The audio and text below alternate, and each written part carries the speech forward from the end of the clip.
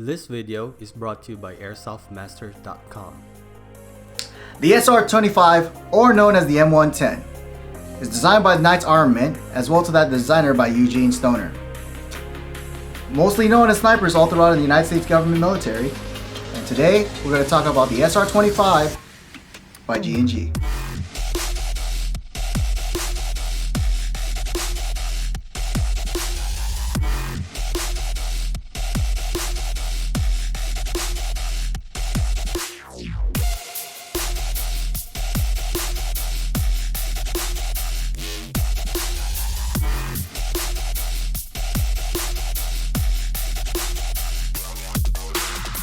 Alright guys, welcome back to another episode of Airsoft Master. So today we're going to be talking about the G&G SR-25. And again, we're going to work our way from the front and work our way to the back. Starting off with the rail itself, you're going to notice it's going to be an M-lock rail all the way through, as well as that it's monolithic from the receiver end. The barrel is a full metal barrel with a 14mm counterclockwise threading. So if you want to put any type of suppressors, like the Knights Armament suppressor, just remember it's 14mm counterclockwise.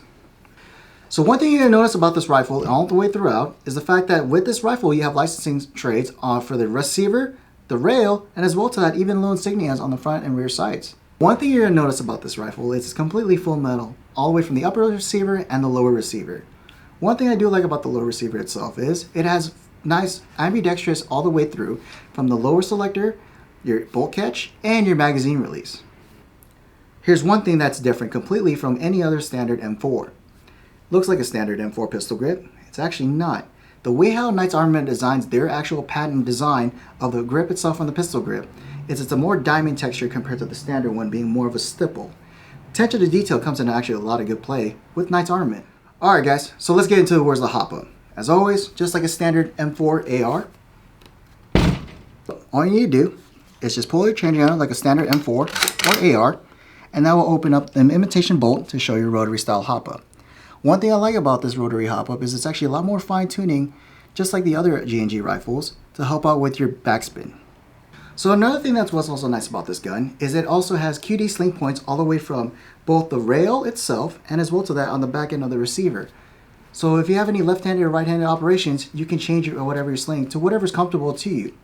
On this rifle, what's actually inside the gearbox is G&G's Top Tech G2H gearbox. So what that has is actually a lot of good things inside internally.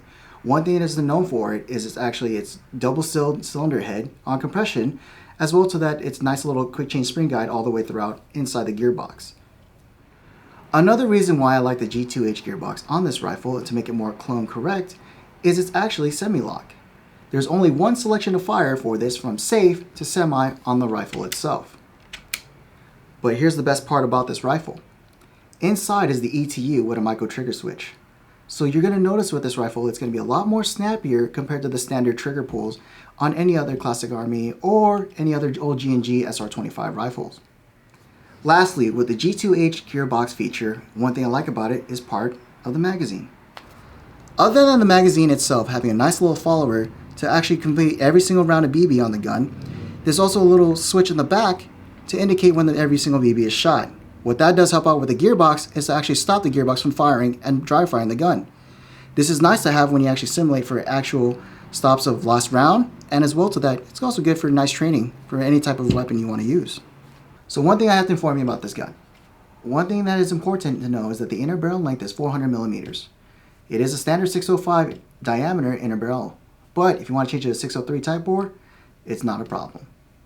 On the back end of the rifle, instead of having your standard fixed stock like the normal SR-25, you have this nice little collapsible stock that actually has 6 positions for you to change and adjust the length to your actual arm length. While we're at the stock, let's go ahead and talk about the battery space on the gun, and not only that, the wiring on the end of it.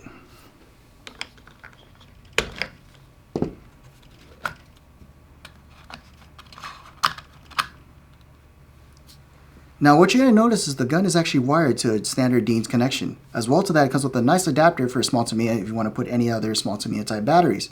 The battery space itself is actually, you can fit any 11.1 LiPo battery with 1000 milliamps. You can fit in the buffer tube or probably in one of these small little slots for the actual end of the soft mod stock. Another thing I have to inform you about this rifle and the magazine compatibility, unfortunately we don't have any SR-25 mags, but In regards to the information for it, I can remind you that this gun only takes the G&G SR-25 mags, and as well to that, the MBR 308 magazines, also known as the G2H magazines.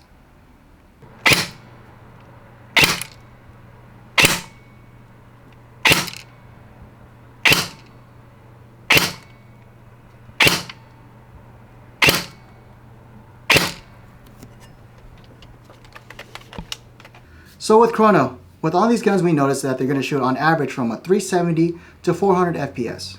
Now the reason why they did that is to actually make it more outdoor friendly in regards to bringing this to any of your local outdoor fields. Now for milsim games, you can always change the spring on the gearbox by just disassembling a whole the way through on the gun and then changing out, because it is a quick change spring, to any other FPS that you want to as well. So what are my overall thoughts on the SR-25 by G&G? For one thing is, this is a massive improvement compared to their old GR-25 that I used to own back in the day. So one thing that does stand out, first off, is the actual ETU. The ETU itself is very responsive when it comes to firing semi. It's a lot better on the trigger pull than your standard trigger contacts that you would see on the old GR-25. And the best part is, for actually what you need in range, is the hop-up. With the hop-up being a rotary style all the way throughout, you can actually fine-tune for whatever weight BB you need to use for whatever distances you're going to be using for an actual designated marksman rifle. Again, one thing is I will say is this is definitely one collection you want to keep. Again, this is Mike from Airsoft Master, and I'll see you guys in the next episode.